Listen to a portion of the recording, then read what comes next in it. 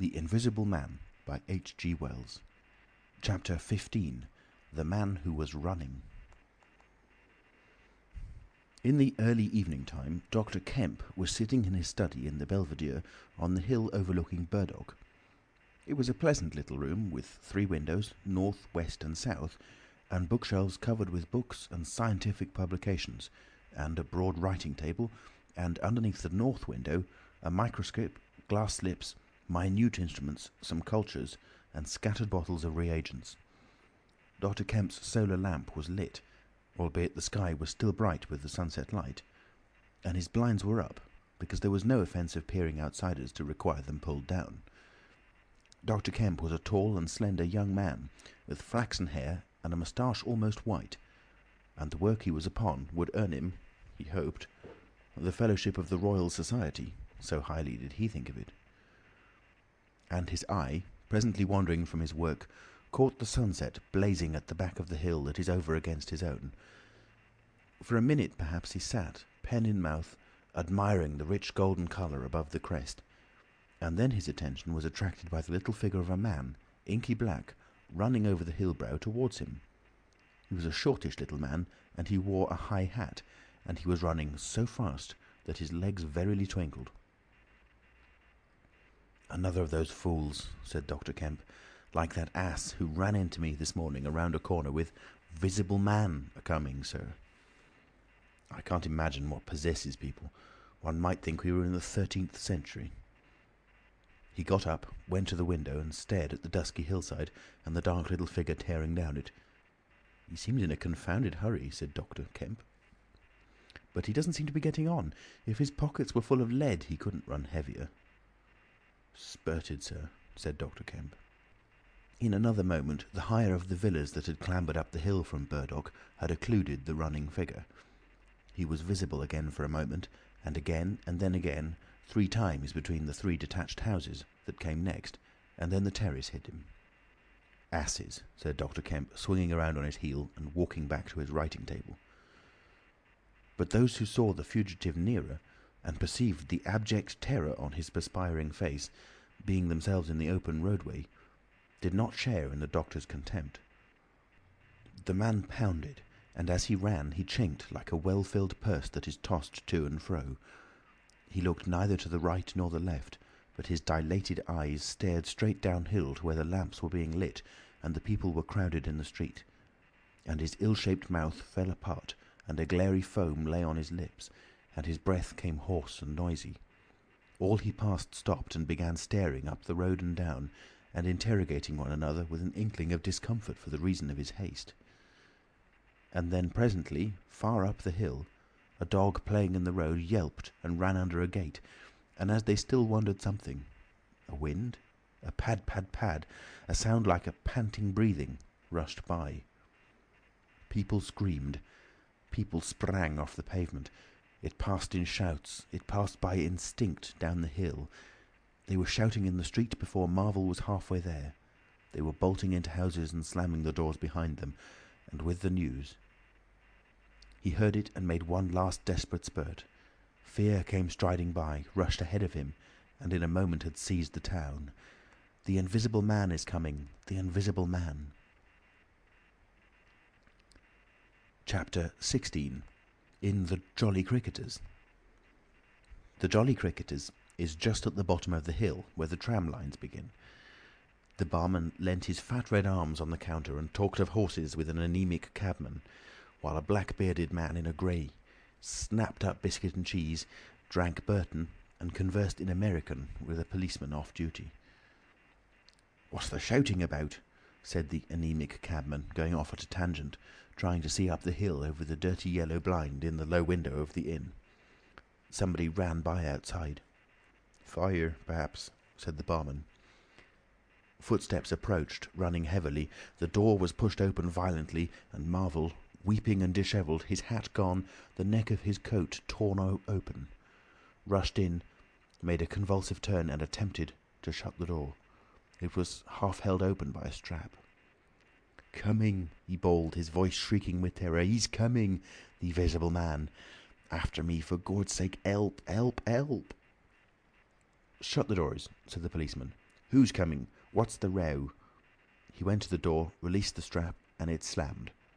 The American closed the other door. "Let me go inside," said Marvel, staggering and weeping, but still clutching the books. "Let me go inside. Lock me in somewhere. I tell you, he's after me. I gave him the slip. He said he'd kill me, and he will." "You're safe," said the man with the black beard. "The door's shut. What's it all about?" "Let me go inside," said Marvel, and shrieked aloud as a blow suddenly made the fastened door shiver, and was followed by a hurried rapping and a shouting outside. "Hello!" cried the policeman. "Who's there?" Mr. Marvel began to make frantic dives at panels that looked like doors. "He'll kill me. He's got a knife or something, for God's sake." "Here you are," said the barman. "Come in here." And he held up the flap of the bar. Mr. Marvel rushed behind the bar as the summons outside was repeated. "Don't open the door!" he screamed. "Please don't open the door! Where shall I hide?" This invisible man, then?" asked the man with the black beard, with one hand behind him. "I guess it's about time we saw him." The window of the inn was suddenly smashed in, and there was a screaming and running to and fro in the street. The policeman had been standing on the settee, staring out, craning to see who was at the door. He got down with raised eyebrows. "It's that," he said. The barman stood in front of the bar parlour, which was now locked on Mr. Marvel, stared at the smashed window, and came around to the other two men. Everything was suddenly quiet. "I wish I had my truncheon," said the policeman, going irresolutely to the door. "Once we open, in he comes. There's no stopping him." "Don't you be in too much hurry about that door," said the anaemic cabman anxiously. "Draw the bolts," said the man with the black beard. "And if he comes—" He showed a revolver in his hand. "That won't do," said the policeman. "That's murder." "I know what country I'm in," said the man with the beard. "I'm going to let off at his legs. Draw the bolts." "Not with that blinking thing going off behind me," said the barman, craning over the blind. "Very well," said the man with the black beard, and stooping down, revolver ready, drew himself. Barman, cabman, and policeman faced about.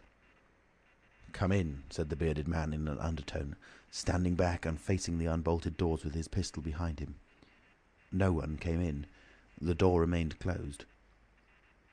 5 minutes afterwards, when a second cabman pushed his head in cautiously, they were still waiting, and an anxious face peered out of the bar parlour and supplied information.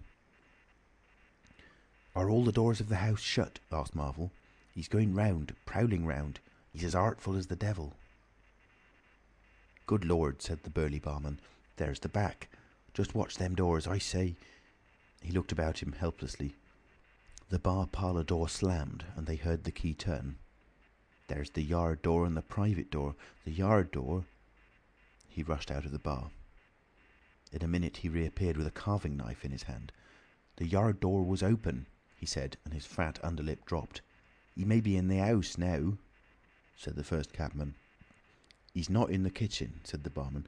"There's 2 women there, and I've stabbed every inch of it with this little beef slicer. And they don't think he's come in. They haven't noticed." "Have you fastened it?" asked the first cabman. "I'm out of frocks," said the barman. The man with the beard replaced his revolver, and even as he did so the flap of the bar was shut down and the bolt clicked, and then with a tremendous thud the catch of the door snapped and the bar parlour door burst open. They heard Marvel squeal like a caught leveret, and forthwith they were clambering over the bar to his rescue. The bearded man's revolver cracked, and the looking-glass at the back of the parlour starred and came smashing and tinkling down. As the barman entered the room he saw Marvel, curiously crumpled up and struggling against the door that led to the yard and kitchen. The door flew open while the barman hesitated, and Marvel was dragged into the kitchen. There was a scream and a clatter of pans. Marvel, head down and lugging back obstinately, was forced to the kitchen door, and the bolts were drawn. Then the policeman, who had been trying to pass the barman, rushed in, followed by one of the cabmen, grabbed the wrist of the invisible hand that collared Marvel, was hit in the face, and went reeling back. The door opened, and Marvel made a frantic effort to obtain a lodgment behind it. Then the cabman collared something. "I got him," said the cabman. The barman's red hands came clawing at the unseen. "Here he is," said the barman. Mr. Marvel, released, suddenly dropped to the ground and made an attempt to crawl behind the legs of the fighting men. The struggle blundered around the edge of the door. The voice of the Invisible Man was heard for the first time, yelling out sharply as the policeman trod on his foot. Then he cried out passionately and his fists flew round like flails. The cabman suddenly whooped and doubled up, kicked under the diaphragm. The door into the bar parlour from the kitchen slammed and covered Mr. Marvel's retreat. The men in the kitchen found themselves clutching at and struggling with empty air. "Where's he gone?" cried the man with the beard. "Out?" "This way," said the policeman, stepping into the yard and stopping. A piece of tile whizzed by his head and smashed among the crockery on the kitchen table. "I'll show him," shouted the man with the black beard, and suddenly a steel barrel shone over the policeman's shoulder, and 5 bullets had followed one another into the twilight whence the missile had come. As he fired, the man with the beard moved his hand in a horizontal curve so that his shots radiated out into the narrow yard like spokes from a wheel. A silence followed. 5 cartridges, said the man with the black beard. "That's the best of all. 4 aces and a joker. Get a lantern, someone, and come and feel about for his body." Chapter 17. Dr. Kemp's Visitor. Dr. Kemp had continued writing in his study until the shots aroused him. Crack, crack, crack, they came, one after another. "Hello," said Dr. Kemp, putting his pen into his mouth again and listening. "Who's letting revolvers off in Burdock? What are the asses at now?" He went to the south window, threw it up, and leaning out stared down on the network of windows, beaded gas lamps and shops, with its black interstices of roof and yard that made up the town at night. "Looks like a crowd down the hill," he said, "by the cricketers," and remained watching. Thence his eyes wandered over the town to far away where the ship's lights shone and the pier glowed, a little illuminated faceted pavilion like a gem of yellow light. The moon in his first quarter hung over the westward hill, and the stars were clear and almost tropically bright. After 5 minutes, during which his mind had travelled into a remote speculation of social conditions of the future, and lost itself at last over the time dimension, Dr. Kemp roused himself with a sigh, pulled down the window again, and returned to his writing desk. It must have been about an hour after this that the front door bell rang. He had been writing slackly and with intervals of abstraction since the shots. He sat listening. He heard the servant answer the door and waited for her feet on the staircase, but she did not come. "Wonder what that was," said Dr. Kemp. He tried to resume his work, failed, got up, went downstairs from his study to the landing, rang, and called over the balustrade to the housemaid as she appeared in the hall below. "Was that a letter?" he asked. "Only a runaway ring, sir," she answered. "I'm restless tonight," he said to himself. He went back to his study and this time attacked his work resolutely. In a little while he was hard at work again, and the only sounds in the room were the ticking of the clock and the subdued shrillness of his quill, hurrying in the very centre of the circle of light his lampshade threw on his table. It was 2 o'clock before Dr. Kemp had finished his work for the night. He rose, yawned, and went downstairs to bed. He had already removed his coat and vest when he noticed that he was thirsty. He took a candle and went down to the dining room in search of a siphon and whisky.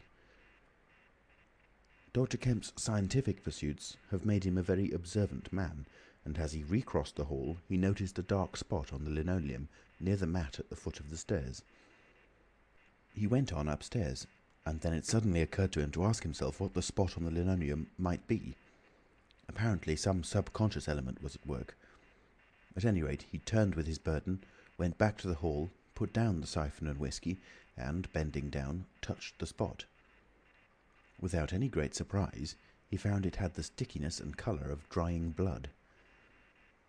He took up his burden again and returned upstairs, looking about him and trying to account for the blood spot. On the landing he saw something and stopped astonished. The door handle of his own room was blood-stained. He looked at his own hand. It was quite clean, and then he remembered the door of his room had been open when he came down from his study, and that consequently he had not touched the handle at all. He went straight into his room, his face quite calm, perhaps a trifle more resolute than usual. His glance, wandering inquisitively, fell on the bed. On the counterpane was a mess of blood, and the sheet had been torn. He had not noticed this before because he had walked straight to the dressing table.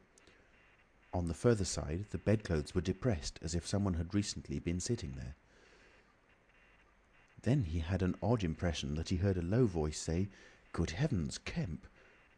But Dr. Kemp was no believer in voices. He stood staring at the tumbled sheets. Was that really a voice?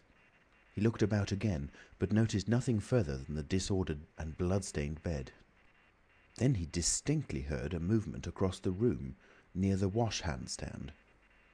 All men, however highly educated, retain some superstitious inklings. The feeling that is called eerie came upon him. He closed the door of the room, came forward to the dressing table and put down his burdens. Suddenly, with a start, he perceived a coiled and blood-stained bandage of linen rag hanging in mid-air between him and the wash-hand stand. He stared at this in amazement. It was an empty bandage, a bandage properly tied, but quite empty. He would have advanced to grasp it, but a touch arrested him, and a voice speaking quite close to him. "Kemp," said the voice. "Eh?" said Kemp, with his mouth open. "Keep your nerve," said the voice. "I'm an invisible man." Kemp made no answer for a space, simply stared at the bandage. "Invisible man," he said. "I am an invisible man," repeated the voice. The story he had been active to ridicule only that morning rushed through Kemp's brain. He does not appear to have been either very much frightened or very greatly surprised at the moment. Realization came later. "I thought it was all a lie," he said. The thought uppermost in his mind was the reiterated arguments of the morning. "Have you a bandage on?" he asked. "Yes," said the Invisible Man. "Oh," said Kemp, and then roused himself. "I say," he said, "but this is nonsense. It's some trick." He stepped forward suddenly, and his hand, extended towards the bandage, met invisible fingers. He recoiled at the touch, and his colour changed. "Keep steady, Kemp, for God's sake. I want help badly. Stop." The hand gripped his arm. He struck at it. "Kemp!" cried the voice. "Kemp, keep steady!" And the grip tightened. A frantic desire to free himself took possession of Kemp. The hand of the bandaged arm gripped his shoulder, and he was suddenly tripped and flung backwards upon the bed. He opened his mouth to shout, and the corner of the sheet was thrust between his teeth. The Invisible Man had him down grimly, but his arms were free, and he struck and tried to kick savagely. "Listen to reason, will you?" said the Invisible Man, sticking to him in spite of a pounding in the ribs. "By heaven, you'll madden me in a minute." "Lie still, you fool!" bawled the Invisible Man in Kemp's ear. Kemp struggled for another moment and then lay still. "If you shout, I'll smash your face," said the Invisible Man, relieving his mouth. "I'm an Invisible Man. It's no foolish and no magic. I really am an Invisible Man, and I want your help. I don't want to hurt you, but if you behave like a frantic rustic, I must. Don't you remember me, Kemp? Griffin of University College?" "Let me get up," said Kemp. "I'll stop where I am, and let me sit quiet for a minute." He sat up and felt his neck. "I am Griffin of University College, and I have made myself invisible. I am just an ordinary man, a man you have known, made invisible." "Griffin?" said Kemp. "Griffin," answered the voice. "A younger student than you were, almost an albino, 6 feet high and broad, with a pink and white face and red eyes, who won the medal for chemistry." "I am confused," said Kemp. "My brain is rioting. What has this to do with Griffin?" "I am Griffin." Kemp thought. "It's horrible," he said. "But what devilry must happen to make a man invisible?" "It's no devilry. It's a process, sane and intelligible enough." "It's horrible," said Kemp. "How on earth—" "It's horrible enough, but I am wounded and in pain and tired. Great God, Kemp, you're a man. Take it steady. Give me some food and drink, and let me sit down here." Kemp stared at the bandage as it moved across the room, then saw a basket chair dragged across the floor and come to rest near the bed. It creaked, and the seat was depressed by the quarter of an inch or so. He rubbed his eyes and felt his neck again. "This beats ghosts," he said, and laughed stupidly. "That's better. Thank heaven you're getting sensible." "Or silly," said Kemp, and knuckled his eyes. "Give me some whiskey. I'm near dead." "It didn't feel so." "Where are you? If I get up, shall I run into you?" "There. All right. Whiskey. Here. Where shall I give it to you?" The chair creaked, and Kemp felt the glass drawn away from him. He let go by an effort. His instinct was all against it. It came to rest, poised 20 inches above the front edge of the seat of the chair. He stared at it in infinite perplexity.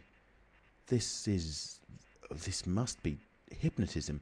You have suggested you are invisible." "Nonsense," said the voice. "It's frantic. Listen to me. I demonstrated conclusively this morning," began Kemp, "that invisibility—" "Never mind what you've demonstrated. I'm starving," said the voice, "and the night is chilly to a man without clothes." "Food?" said Kemp. The tumbler of whiskey tilted itself. "Yes," said the Invisible Man, rapping it down. "Have you a dressing gown?" Kemp made some exclamation in an undertone. He walked to a wardrobe and produced a robe of dingy scarlet. "This do?" he asked. It was taken from him. It hung limp for a moment in mid-air, fluttered weirdly, stood full and decorously buttoning itself, and sat down in his chair.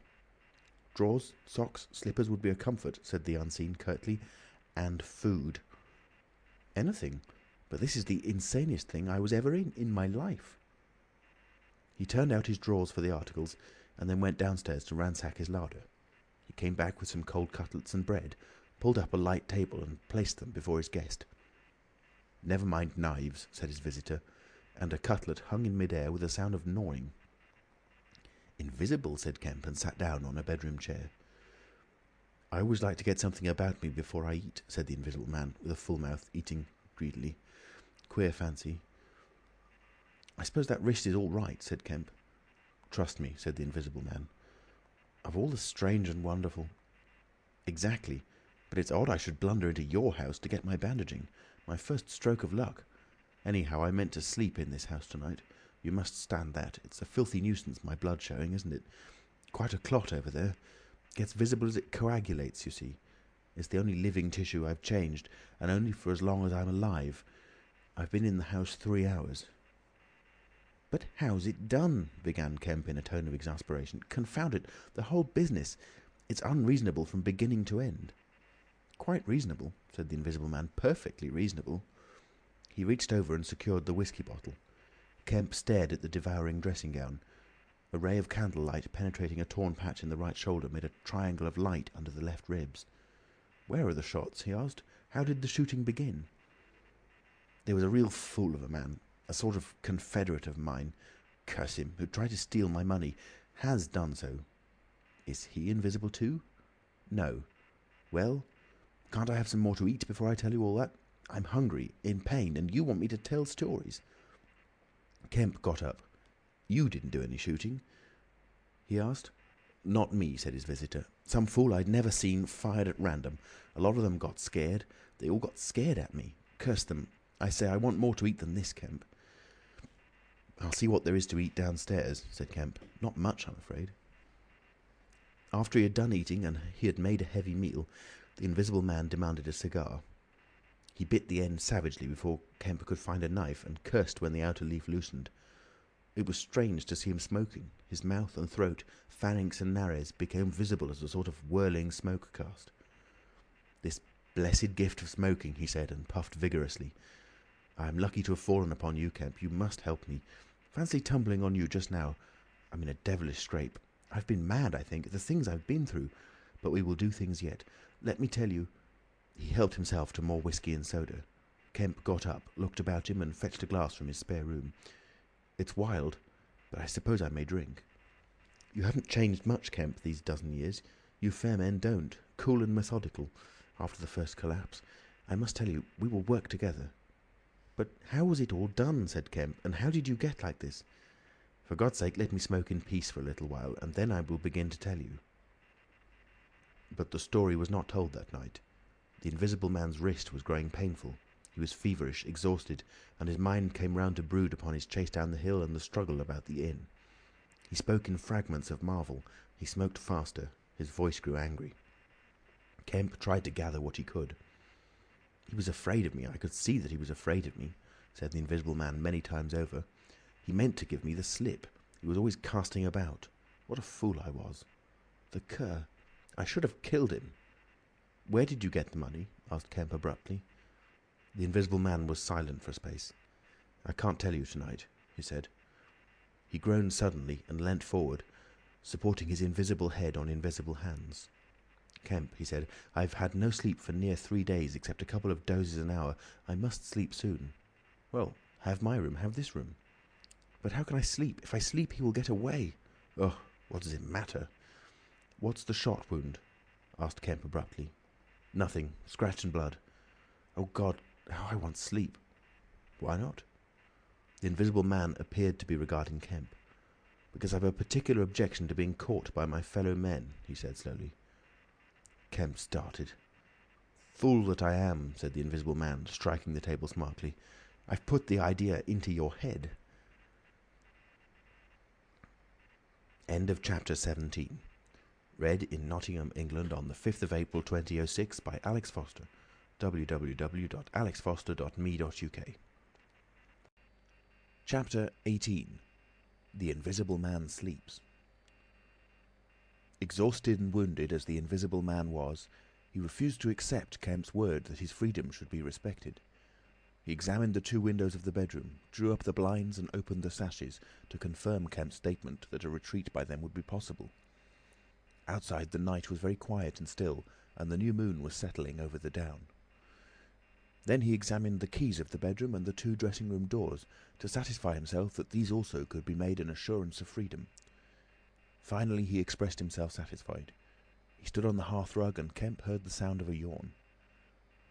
"I'm sorry," said the Invisible Man, "if I cannot tell you all that I have done tonight, but I am worn out. It's grotesque, no doubt. It's horrible. But believe me, Kemp, in spite of your arguments of this morning, it is quite a possible thing. I have made a discovery. I meant to keep it to myself. I can't. I must have a partner. And you... we can do such things. But tomorrow... Now, Kemp, I feel as though I must sleep or perish."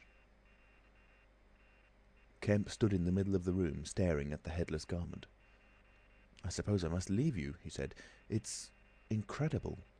3 things happening like this, overturning all my preconceptions, would make me insane. But it's real. Is there anything more that I can get you?" "Only bid me good night," said Griffin. "Good night," said Kemp, and shook an invisible hand. He walked sideways to the door. Suddenly the dressing-gown walked quickly towards him. "Understand me," said the dressing-gown. "No attempts to hamper me or capture me or—" Kemp's face changed a little. "I thought I gave you my word," he said. Kemp closed the door softly behind him and the key was turned upon him forthwith. Then, as he stood with an expression of passive amazement on his face, the rapid feet came to the door of the dressing-room, and that too was locked. Kemp slapped his brow with his hand.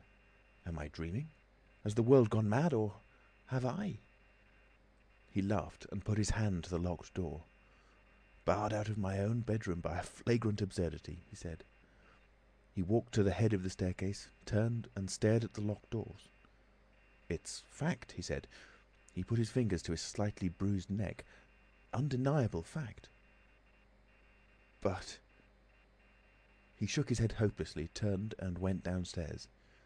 He lit the dining-room lamp, got out a cigar and began pacing the room, ejaculating. Now and then he would argue with himself. "Invisible," he said. Is there such a thing as an invisible animal? In the sea, yes, thousands, millions. All the larvae, all the little nauplii and tonoras, all the microscopic things like jellyfish. In the sea there are more things invisible than visible. I never thought of that before.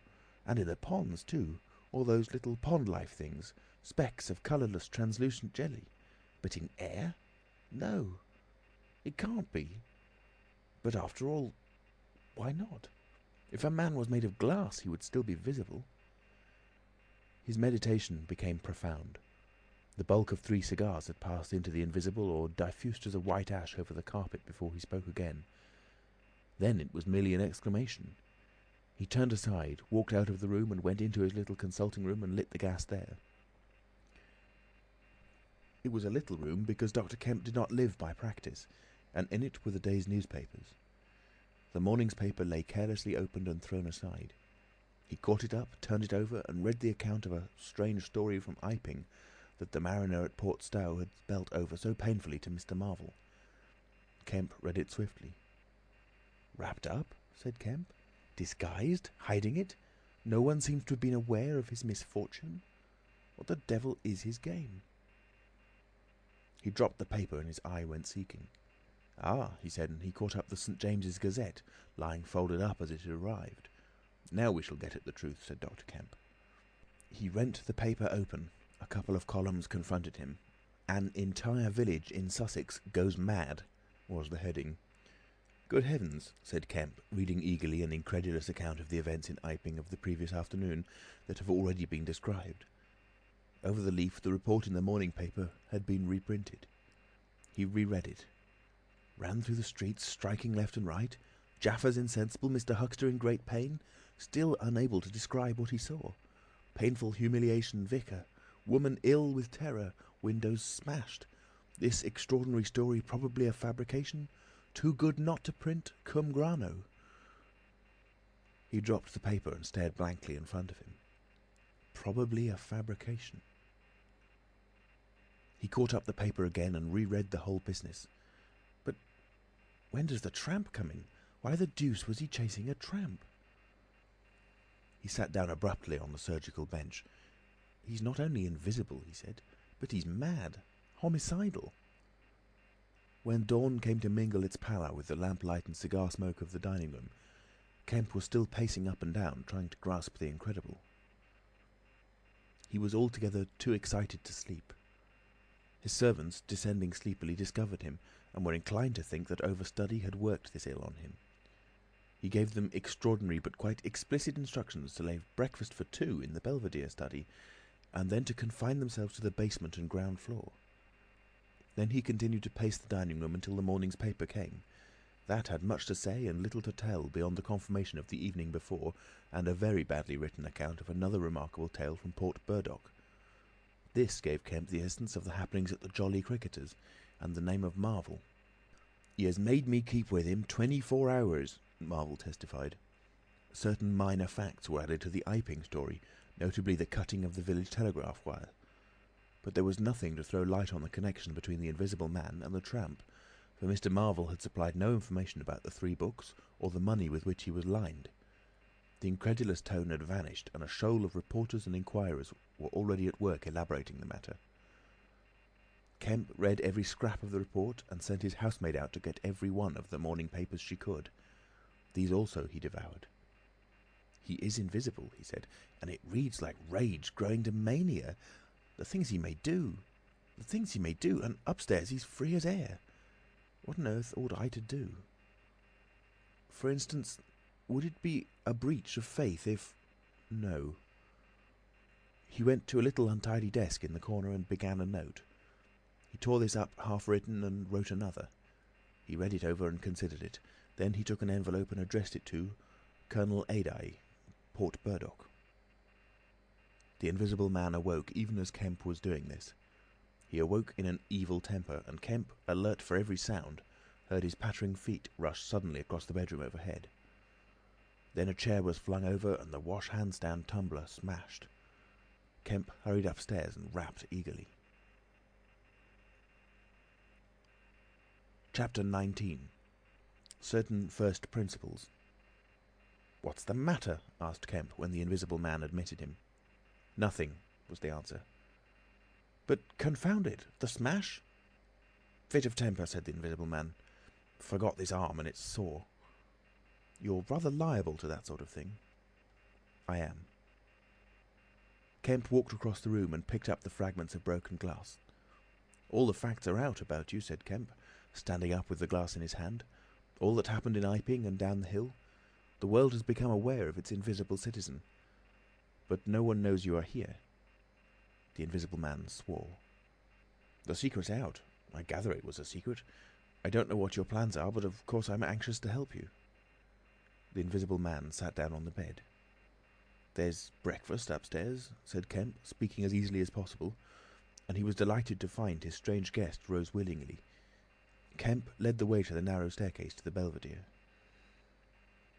"Before we can do anything else," said Kemp, "I must understand a little more about this invisibility of yours." He had sat down, after one nervous glance out of the window, with the air of a man who has talking to do. His doubts of the sanity of the entire business flashed and vanished again as he looked across to where Griffin sat at the breakfast table, a headless, handless dressing gown, wiping unseen lips on a miraculously held serviette. "It's simple enough and credible enough," said Griffin, putting the serviette aside and leaning the invisible head on an invisible hand. "No doubt to you, but—" Kemp laughed.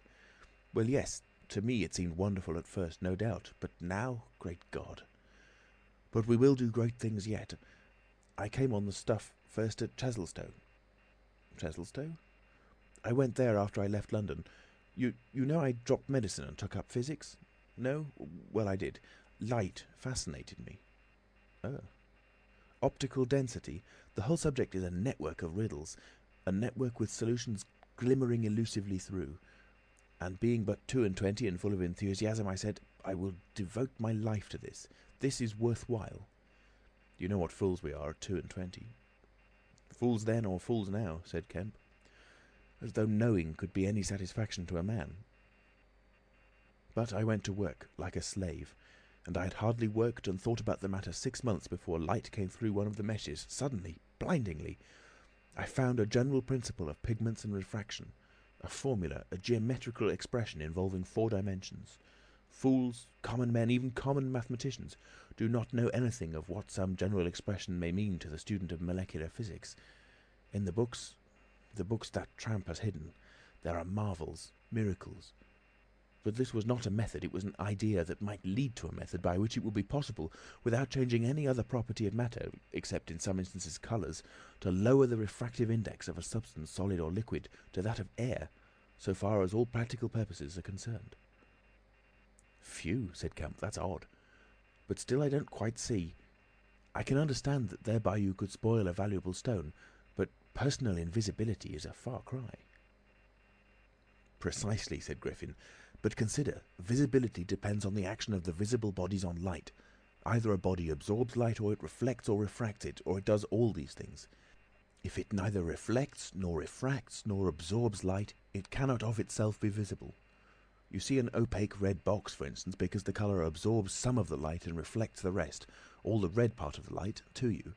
If it did not absorb any particular part of the light, but reflected it all, then it would be a shining white box, silver. A diamond box would neither absorb much of the light nor reflect much from the general surface, but just here and there, where the surfaces were favourable, the light would be reflected and refracted, so that you would get a brilliant appearance of flashing reflections and translucencies, a sort of skeleton of light. A glass box would not be so brilliant, not so clearly visible as a diamond box, because there would be less refraction and reflection. You see that? From certain points of view you could see quite clearly through it. Some kinds of glass would be more visible than others. A box of flint glass would be brighter than a box of ordinary window glass. A box of very thin common glass would be hard to see in a bad light, because it would absorb hardly any light and reflect very little.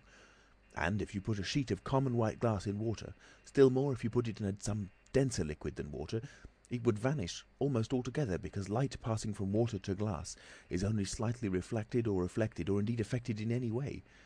It is almost as invisible as a jet of coal gas or hydrogen is in air, and for precisely the same reason." "Yes," said Kemp, "that is pretty plain sailing. And here is another fact you will know to be true. If a sheet of glass is smashed, Kemp, and then beaten into a powder, it becomes much more visible while it is in the air. It becomes at least an opaque white powder. This is because the powdering multiplies the surfaces of the glass at which refraction and reflection occur. In the sheet of glass there are only 2 surfaces. In the powder the light is reflected or refracted by each grain it passes through, and very little gets right through the powder. But if the white powdered glass is put into water, it forthwith vanishes. The powdered glass and water have much the same refractive index, that is, the light undergoes very little refraction or reflection in passing from one to the other. You make the glass invisible by putting it into a liquid of nearly the same refractive index. A transparent thing becomes invisible if it is put in any medium of almost the same refractive index. And if you will consider only a second, you will see also that the powder of glass might be made to vanish in air, if its refractive index could be made the same as that of air, for then there would be no refraction or reflection as the light passed from glass to air." "Yes, yes," said Kemp, "but a man's not powdered glass." "No," said Griffin. "He's more transparent." "Nonsense." "That from a doctor? How one forgets! Have you already forgotten your physics in 10 years? Just think of all the things that are transparent and seem not to be so. Paper, for instance, is made up of transparent fibres, and it is white and opaque only for the same reason that a powder of glass is white and opaque. Oil-white paper fill up the interstices between the particles with oil, so that there is no longer refraction or reflection except at the surfaces, and it becomes as transparent as glass. And not only paper, but cotton fibre, linen fibre, wool fibre, woody fibre, and bone, Kemp, flesh, Kemp, hair, Kemp, nails and nerves, Kemps. In fact, the whole fabric of a man, except the red of his blood and the black pigment of hair, are all made up of transparent, colourless tissue. So little surfaces to make us visible one to the other. For the most part, the fibres of a living man are no more opaque than water." "Great heavens," said Kemp, "of course! Of course! I was thinking only last night of the sea larvae and all jellyfish." "Now you have me, and all that I knew and had in mind a year after I left London, 6 years ago. But I kept it to myself. I had to do my work under frightful disadvantages. Oliver, my professor, was a scientific bounder, a journalist by instinct, a thief of ideas. He was always prying. And you know the knavish system of the scientific world. I simply would not publish and let him share my credit. I went on working. I got nearer and nearer to making my formula in an experiment, a reality. I told no living soul, because I meant to flash my work upon the world with crushing effect and become famous at a blow. I took up the question of pigments to fill up certain gaps, and suddenly, but by design, not by accident, I made a discovery in physiology." "Yes?" "You know the red colouring matter of blood? It can be made white, colourless, and remain with all the functions it has now." Kemp gave a cry of credulous amazement. The Invisible Man rose and began pacing the little study. "You may well exclaim. I remember that night. It was late at night. In the daytime one was bothering with the gaping, silly students, and I worked then sometimes till dawn. It came suddenly, splendid and complete in my mind. I was alone, the laboratory was still, with the tall lights burning brightly and silently. In all my great moments I have been alone. One could make an animal, a tissue, transparent. One could make it invisible, all except the pigments. I could be invisible, I said, suddenly realising what it meant to be an albino with such knowledge. It was overwhelming. I left the filtering I was doing and went and stared out of the great window at the stars.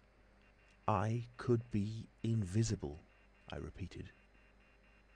To do such a thing would be to transcend magic, and I beheld, unclouded by doubt, a magnificent vision of all that invisibility might mean to a man, the mystery, the power, the freedom. Drawbacks I saw none. You have only to think, and I, a shabby, poverty-struck, hemmed-in demonstrator, teaching fools in a provincial college, might suddenly become this. I ask you, Kemp, if you, anyone, I tell you, would have flung himself upon that research, and I worked 3 years, and every mountain of difficulty I toiled over showed another from its summit. The infinite details, and the exasperation! A professor, a provincial professor, always prying. When are you going to publish this work of yours, was his everlasting question. And the students, the cramped means. 3 years I had of it. And after 3 years of secrecy and exasperation, I found that to complete it was impossible. Impossible. "How?" asked Kemp. "Money," said the Invisible Man, and went again to stare out of the window. He turned around abruptly. "I robbed the old man. Robbed my father. The money was not his, and he shot himself." End of chapter 19. Recorded in Nottingham, England on the 9th of April 2006 by Alex Foster, www.alexfoster.me.uk. The Invisible Man by H.G. Wells. Chapter 20. At the house in Great Portland Street. For a moment Kemp sat in silence, staring at the back of the headless figure at the window. Then he started, struck by a thought, rose, took the Invisible Man's arm, and turned him away from the outlook.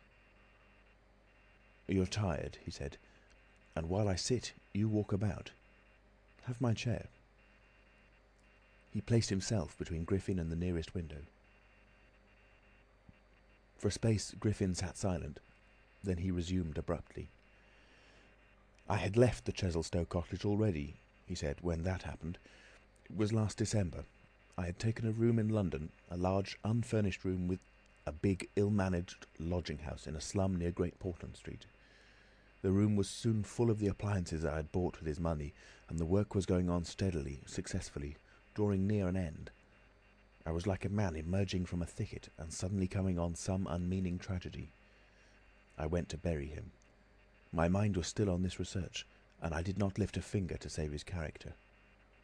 I remember the funeral, the cheap hearse, the scant ceremony, the windy, frost-bitten hillside, and the old college friend of his who read the service over him, a shabby, black, bent old man with a snivelling cold.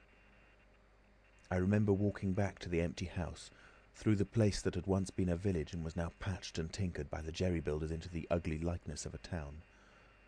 Every way the roads ran out at last into the desecrated fields, and ended in rubble heaps and rank wet weeds.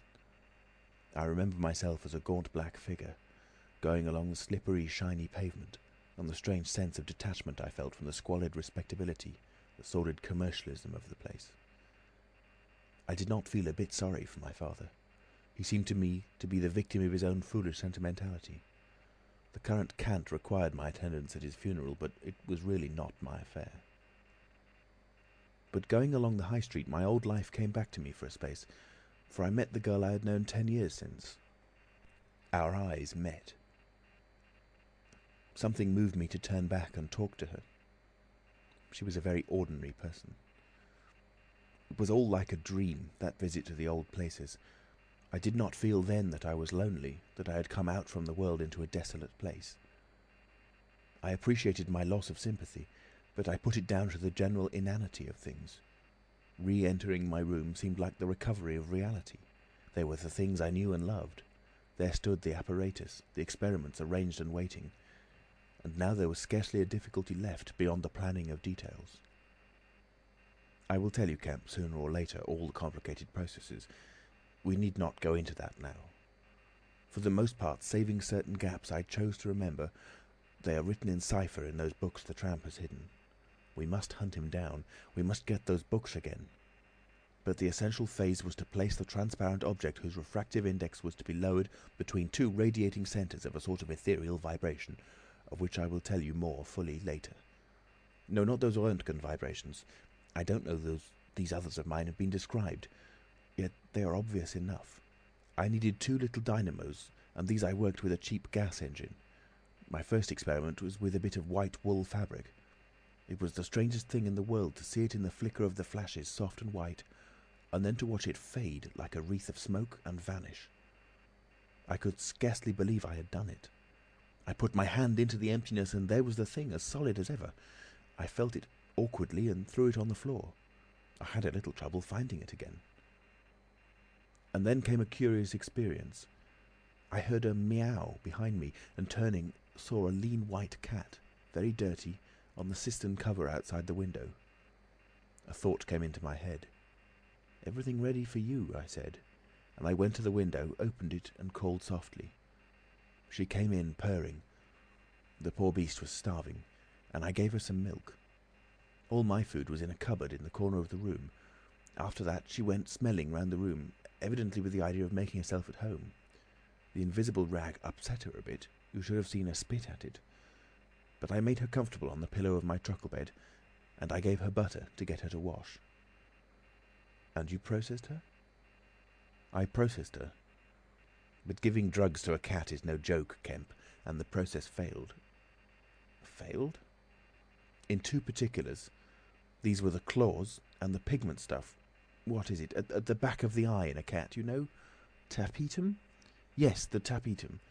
It didn't go. After I'd given the stuff to bleach the blood and done certain other things to her, I gave the beast opium and put her and the little pillow she was sleeping on the apparatus. And after all the rest had faded and vanished, there remained 2 little ghosts of her eyes." "Odd." "I can't explain it. She was bandaged and clamped, of course, so I had her safe. But she woke while she was still misty and meowed dismally, and someone came knocking. It was an old woman from downstairs who suspected me of vivisecting, a drink-sodden old creature with only a white cat to care for in all the world. I whipped out some chloroform, applied it, and answered the door. "Did I hear a cat?" she asked. "My cat?" "Not here," said I very politely. She was a little doubtful, and tried to peer past me into the room, strange enough to her, no doubt, bare walls, uncurtained windows, truckle bed, with the gas engine vibrating and the seethe of the radiant points, and that faint ghastly stinging of chloroform in the air. She had to be satisfied at last, and went away again. "How long did it take?" asked Kemp. 3 or 4 hours, the cat. The bones and sinews and the fat were the last to go, and the tips of the coloured hairs. And, as I say, the back part of the eye, tough, iridescent stuff that it is, wouldn't go at all. It was night outside long before the business was over, and nothing was to be seen but the dim eyes and the claws. I stopped the gas engine, felt for and stroked the beast, which was still insensible, and then, being tired, left it sleeping on the invisible pillow, and went to bed. I found it hard to sleep. I lay awake thinking weak, aimless stuff, going over the experiment over and over again, or dreaming feverishly of things growing misty and vanishing about me until everything, the ground I stood on, vanished. And so I came to that sickly falling nightmare one gets. About 2, the cat began meowing about the room. I tried to hush it by talking to it, and then I decided to turn it out. I remember the shock when I had striking a light. They were just the round eyes shining green, and nothing round them. I would have given it milk, but I hadn't any. It wouldn't be quiet, it just sat down and meowed at the door. I tried to catch it with the idea of putting it out of the window, but it wouldn't be caught. It vanished. Then it began meowing in different parts of the room. At last I opened the window and made a bustle. I suppose it went out at last. I never saw any more of it. Then, heaven knows why, I fell thinking of my father's funeral again, in the dismal windy hillside until the day had come. I found sleeping was hopeless, and, locking my door after me, wandered out into the morning streets. "You don't mean to say there's an invisible cat at large?" said Kemp. "If it hasn't been killed," said the Invisible Man. "Why not?" "Why not?" said Kemp. I didn't mean to interrupt. "It's very probably been killed. It was alive 4 days afterwards. I know, and down a grating in Great Titchfield Street, because I saw a crowd round the place trying to see whence the meowing came." He was silent for the best part of a minute. Then he resumed abruptly. "I remember that morning before the change very vividly. I must have gone up Great Portland Street. I remember the barracks in Albany Street and the horse soldiers coming out, and at last I found the summit of Primrose Hill. It was a sunny day in January, one of those sunny, frosty days that come before the snow this year. My weary brain tried to formulate the position, to plot out a plan of action. I was surprised to find, now that the prize was within my grasp, how inconclusive its attainment seemed. As a matter of fact, I was worked out. The intense stress of nearly 4 years' continuous work left me incapable of any strength of feeling. I was apathetic, and I tried in vain to recover the enthusiasm of my first inquiries, the passion of discovery that had enabled me to compass even the downfall of my father's grey hairs. Nothing seemed to matter. I saw pretty clearly this was a transient mood due to overwork and want of sleep, and that either by drugs or rest it would be possible to recover my energies. All I could think clearly was that the thing had to be carried through. The fixed idea still ruled me, and soon, for the money I had was almost exhausted. I looked about me at the hillside with children playing and girls watching them, and tried to think of all the fantastic advantages an Invisible Man would have in the world. After a time I crawled home, took some food and a strong dose of strychnine, and went to sleep in my clothes on my unmade bed. Strychnine is a grand tonic, Kemp, to take the flabbiness out of a man. "It's the devil," said Kemp. "It's the Paleolithic in a bottle." I awoke vastly invigorated and rather irritable. "You know?" "I know the stuff." And there was someone rapping at the door. It was my landlord, with threats and inquiries, an old Polish Jew in a long grey coat and greasy slippers. I had been tormenting a cat in the night, he was sure. The old woman's tongue had been busy. He insisted on knowing all about it. The laws in this country against vivisection were very severe. He might be liable. I denied the cat. Then the vibration of the little gas engine could be felt all over the house, he said. That was true, certainly. He edged around me into the room, peering about over his German silver spectacles, and a sudden dread came into my mind that he might carry away something of my secret. I tried to keep between him and the concentrating apparatus I had arranged, and that only made him more curious. What was I doing? Why was I always alone and secretive? Was it legal? Was it dangerous? I paid nothing but the usual rent. His had always been a most respectable house in a disreputable neighbourhood. Suddenly my temper gave way.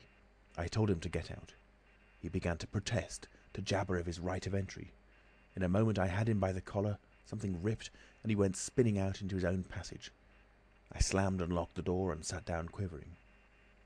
He made a fuss outside, which I disregarded, and after a time he went away. But this brought matters to a crisis. I did not know what he would do, nor even what he had power to do. To move to fresh apartments would have meant delay. Altogether I had barely £20 left in the world, for the most part in a bank, and I could not afford that. Vanish? It was irresistible. Then there would be an inquiry, the sacking of my room. At the thought of the possibility of my work being exposed or interrupted at its very climax, I became angry and active. I hurried out with my 3 books of notes, my cheque-book, the tramp has them now, and directed them from the nearest post office to a house of call for letters and parcels in Great Portland Street. I tried to go out noiselessly. Coming in, I found my landlord going quietly upstairs. He had heard the door close, I suppose. You would have laughed to see him jump aside on the landing as I came tearing up after him. He glared at me as I went by him, and I made the house quiver with my slamming of the door. I heard him come shuffling up to my floor, hesitate, and go down. I set to work upon my preparations forthwith. It was all done that evening and night. While I was still sitting under the sickly, drowsy influence of the drugs that decolourise blood, there came a repeated knocking at the door. It ceased. Footsteps went away and returned, and the knocking was resumed. There was an attempt to push something under the door, a blue paper. Then, in a fit of irritation, I arose and went and flung the door wide open. "Now then?" I said. It was my landlord, with a notice of ejectment or something. He held it out to me, saw something odd about my hands, I expected, and lifted his eyes to my face. For a moment he gaped. Then he gave a sort of inarticulate cry, dropped candle and writ together, and went blundering down the dark passage to the stairs. I shut the door, locked it, and went to the looking-glass. Then I understood his terror. My face was white, like white stone.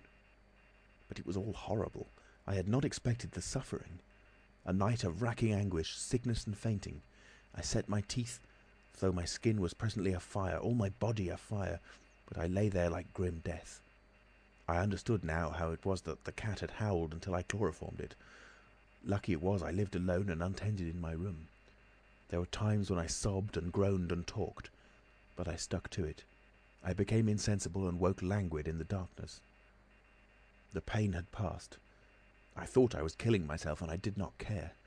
I shall never forget that dawn, and the strange horror of seeing that my hands had become as clouded glass, and watching them grow clearer and thinner as the day went by, until at last I could see the sickly disorder of my room through them, though I closed my transparent eyelids.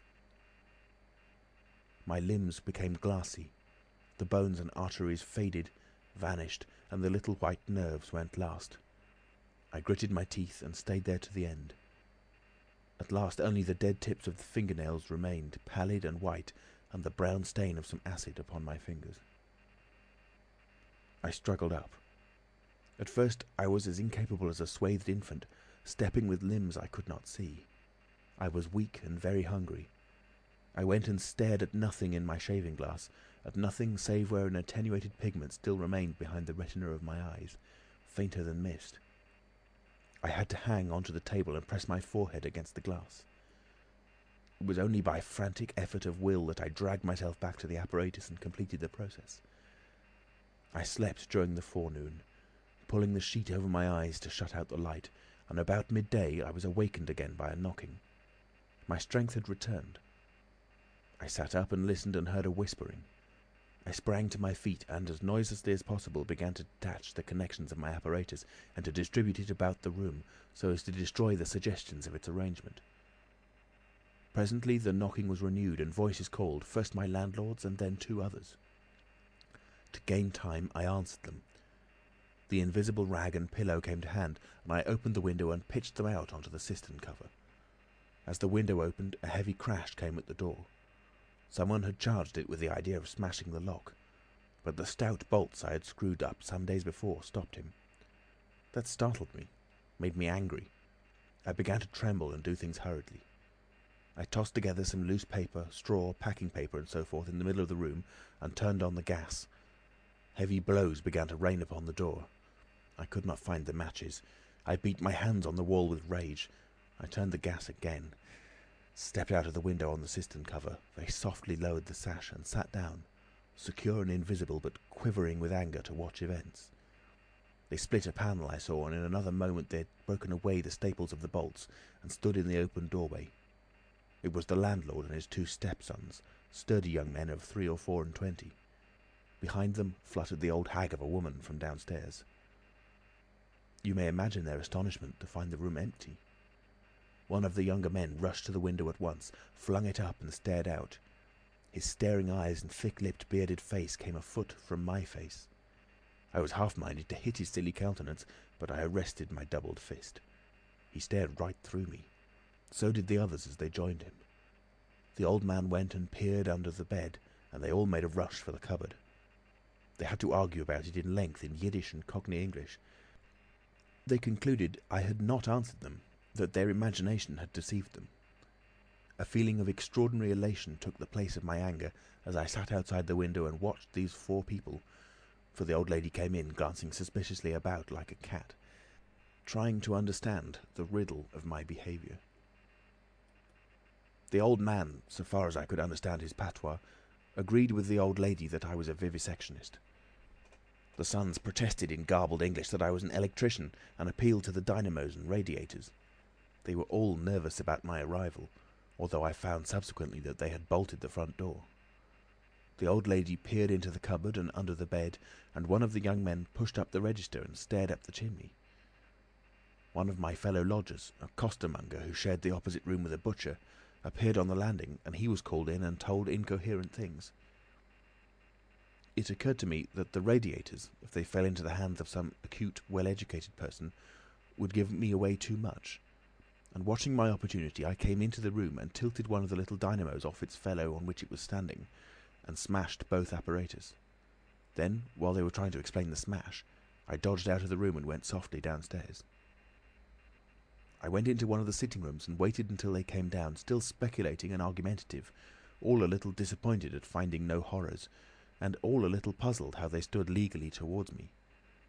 Then I slipped up again with a box of matches, fired my heap of paper and rubbish, put the chairs and bedding thereby, led the gas to the affair by the means of an india-rubber tube, and waving a farewell to the room, left it for the last time. "You fired the house?" exclaimed Kemp. "Fired the house. It was the only way to cover my trail, and no doubt it was insured. I slipped the bolts of the front door quietly and went out into the street. I was invisible, and I was only just beginning to realise the extraordinary advantage my invisibility gave me. My head was already teeming with plans of all the wild and wonderful things I now had impunity to do. End of chapter 20. Recorded in Nottingham, England on the 9th of April 2006 by Alex Foster. www.alexfoster.me.uk